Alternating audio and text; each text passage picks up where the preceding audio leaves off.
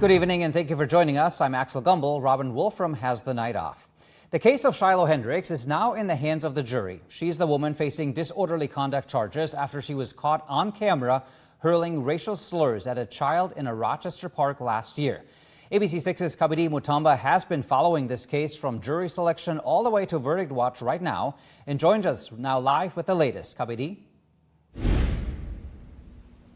Axel, after about a day and a half of jury selection, testimony from 3 witnesses, and a whole lot of objections, the Shiloh Hendrix trial is reaching its ending stages. There have been tense moments in the courtroom throughout the trial, and today was no different. Temperatures in the courtroom this morning stayed hot.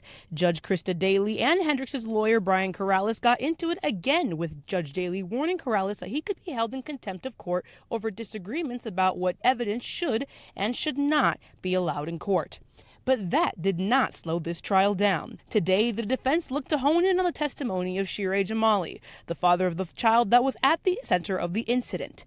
Brian Karalus tried to convince the jury that Jamali's testimony was unreliable. The defense called the Rochester police detective as their one and only witness to prove to the jury that Jamali was lying. Karalus wanted to bring in another witness to support his earlier argument that Jamali reported the incident with Hendrix for money, but Judge Daly objected, saying Karalus did not have the proof to bring his evidence into court.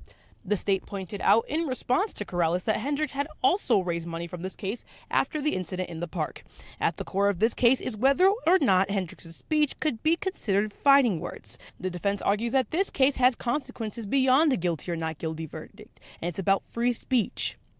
And the state argues that Hendrix did more than just speak, and that this case is about her behavior at a public playground in front of children.